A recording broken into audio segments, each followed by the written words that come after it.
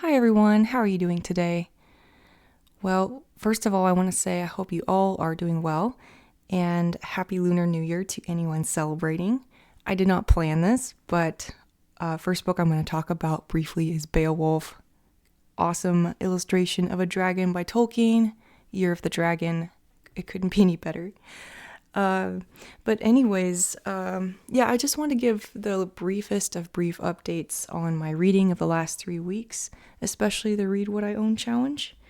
And that's actually what brings us right into Beowulf. So this is a book I bought for a read-along a couple months ago, and this is the Tolkien translation with extensive commentary that I did not read. And honestly, this is the second time I've read Beowulf. I read the Heaney translation first, years and years ago. And truthfully, I didn't enjoy it a lot back then. I didn't enjoy it a lot this time either. I think the first half, or maybe the first 2/3, are very engaging.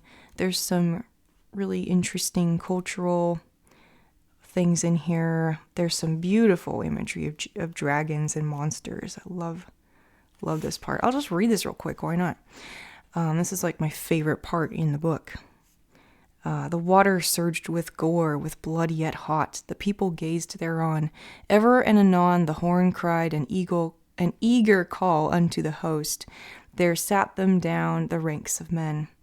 Now they saw about the water many of the serpent kind, strange dragons of the sea, ranging the flood, and demons of the deep lying upon the jutting slopes, even such as in the middle hours watch for those journeying anxious upon the sailing paths, serpents and beasts untamed. I just love that part. That's like my favorite part of Beowulf. And Tolkien's language is gorgeous, as you would expect. The syntax is difficult. It is told in prose.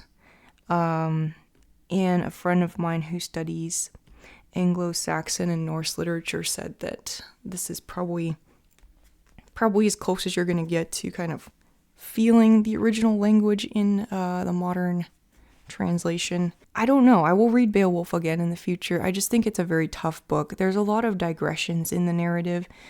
The core narrative is quite easy to follow, but then there's all these tangents that the narrator goes on. So, it's important, I guess, in the history of literature. It's got some beautiful imagery.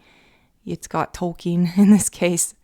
But, I really struggled to finish this one. So that was my first Read What I Own completed book since I started the challenge. The second one was The Quiet American, and I think I've talked about this already. I wrote a review of this on my blog, and honestly did not enjoy this, did not feel like making a video about it. Ostensibly it has a very interesting setup here. There's this British journalist who is in Vietnam right at the end of French rule and starting into the beginning of the Vietnam War. You've got this young American named Alden Pyle who is head in the clouds, basically, again, precursor to Americans in Vietnam. He's kind of representative of that part of history altogether. And then there's a Vietnamese woman who gets kind of caught in this love triangle, I guess. But I really did not feel like this book delivered on really anything that I was expecting it would, except there were some very good scenes where Fowler, that's the British journalist, is critiquing the Americans. He's critiquing colonial powers in Vietnam. And I liked those parts a lot. I thought they were very forward thinking for the time. I mean, this was published in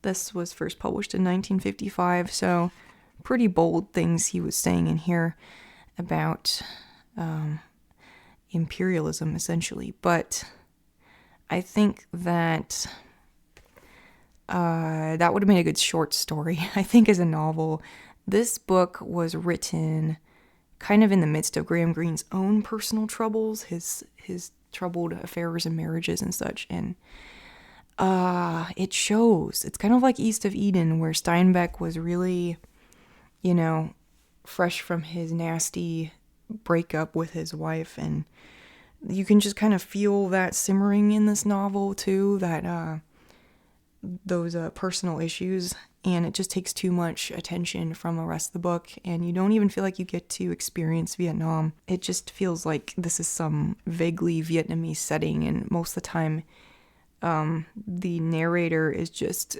going on and on about his midlife crisis, essentially.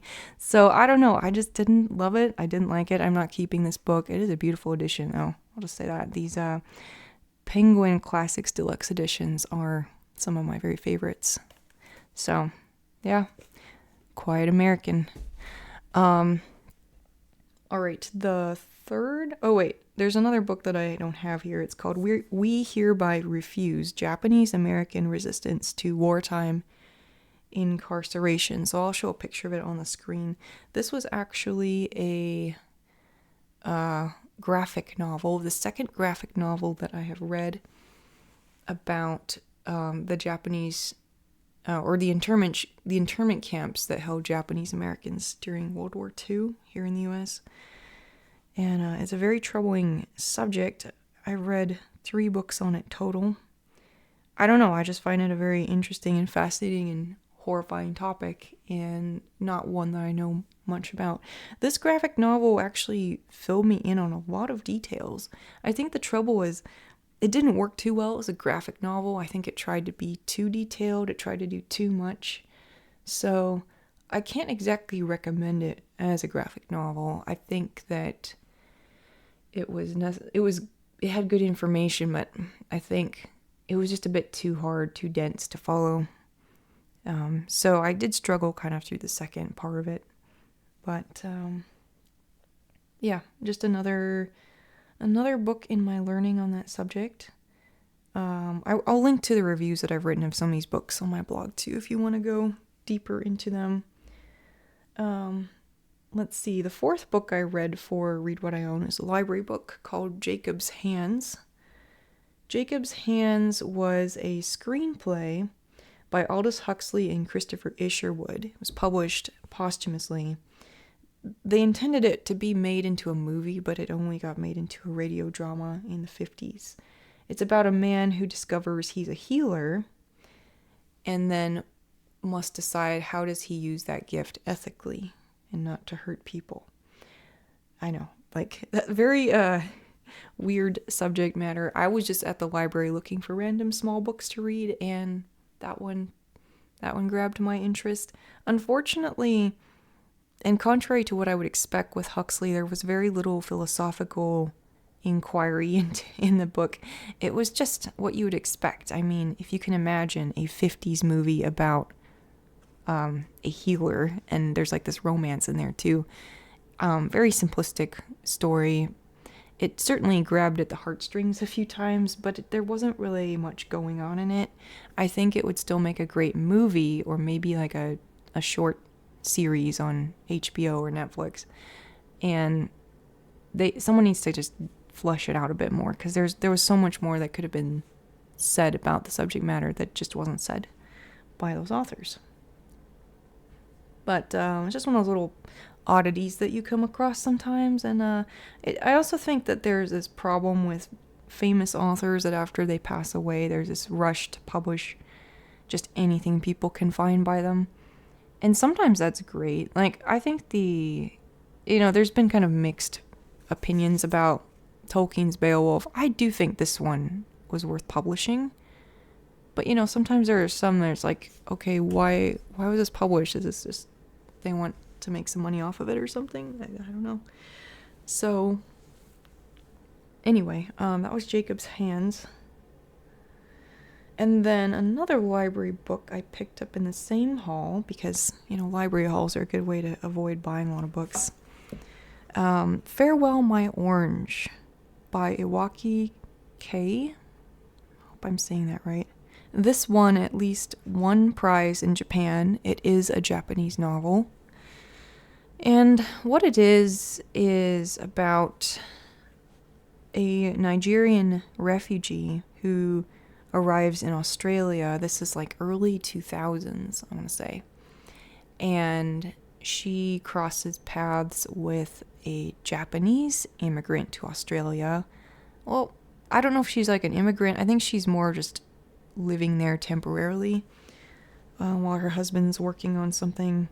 So they cross paths. There's a lot of stuff in here about language, prejudice, motherhood, just lots of different themes like that. I mean, I was very intrigued by the premise. I think, immigrant stories are always interesting, but two people from such different cultures meeting in a third different culture really jumped out at me. Unfortunately, this book just didn't do it for me. I think I was really surprised at the quality of writing in here, and I just felt like it was very dry, very pedestrian even. The two protagonists never really seemed like real women to me. They seemed very flat and one-dimensional, and they didn't seem to have any real flaws. A lot of the conflicts in the book were also resolved fairly easily, without much ado. Now, you might say, well, it is a short novella, and that's true, but I think if you're going to write a short novella, it's better to pick maybe one or two themes and really drill down deeply into them than try to pack a lot into a book and not develop any of those things fully. And a lot of the emotional moments, because there were many emotional moments, very traumatic events in these women's lives, they just didn't leave much impact on me. I didn't feel much about them, which was strange. Because I'm a pretty empathetic person, and I've read a lot of books, and, I'm going into a book, my desire is to try to put myself in the character's shoes and experience what they're experiencing. That's kind of how I read. But I just had a real hard time empathizing or caring about the characters. I mean, I felt sympathetic towards them, but it just didn't leave much of an impact on me. Yeah, I think the messages in the book were fine too, but they were very heavy-handed in the way they were presented. I also wondered if it was a little too simplistic as well. I think that there's just so many more layers to immigrant experience than are really conveyed here. And I think that it's a lot messier and more complex than this book portrays, all sides of it. So, I don't know. That was just my impression of the book. Granted, I mean, this was a random book I picked up at the library, so I didn't have huge expectations anyway, but I was certainly disappointed. Yeah, I was mentioning on my blog that if you want to read a book about a neuro-minority experience by a Japanese author, I think Convenience Store Woman is better. It's still a flawed book, but it's more enjoyable than Farewell My Orange. So, yep. So, alright. Did I hit 5 books here? Because remember I said that I would read 5 books and then I'd buy a new book. So I actually bought this book while I was still reading this, but this is the book I purchased for my 5th book. Or not my 5th book. The book that I'll purchase after reading 5 books. This is The Child in the River by Henry Bosco, translated by Joyce Zonana. And why The Child in the River by Henry Bosco? Well, about 4 years ago now. 4 years ago? Yeah, 2020. A friend and I read Malacroix by Henry Bosco, also by the same translator, in this beautiful New York Review Books edition. I'll be doing another video about New York Review Books soon, because I think they're worth talking about in a bit more detail. And I have shown this a few times on the channel. But basically, this book was quite impactful on both of us. It's really beautiful nature writing. Not just nature writing, but it's got this kind of what's the word? It's got this evocative combination of psychology, nature writing, these really atmospheric set pieces, we'll call them. It's not a movie, obviously, but it's just a beautiful novel, beautifully written, and leaves this kind of feeling or impression on you, and has a vibe, as they say. And we really enjoyed this book. It's not a perfect book by any means. The ending is extremely trippy and weird, in a way that almost doesn't seem to match the rest of the book. But nonetheless, it was a very enjoyable reading experience. And my friend told me that this book has just been published in 2023, so last year. This is a shorter work by Bosco, but again, another book that promises to have some beautiful atmospheric nature writing in it. So I think we'll be reading this one in the spring. But I definitely was excited to get another book by this French author I had never heard of before till Malacroix. And that is going to be the only book I buy for another 5 books. So what am I reading right now? I'm still reading the Filipino novel, Noli Me Tangere. And that's going well, but slowly. I'm still making my way through Sherlock Holmes, but I found a really cool audiobook on YouTube that I'm listening to for part of it. And yeah, I'm not doing a lot of reading these days, but some. Like, it's kind of intermittent. And let's see. Yeah, I've just been busy with a lot of things, and tax season is upon us, so there's that. But anyway, that's my reading update. How are you all doing, and what are you reading these days? Thanks again for watching, and I will see you next time. Bye.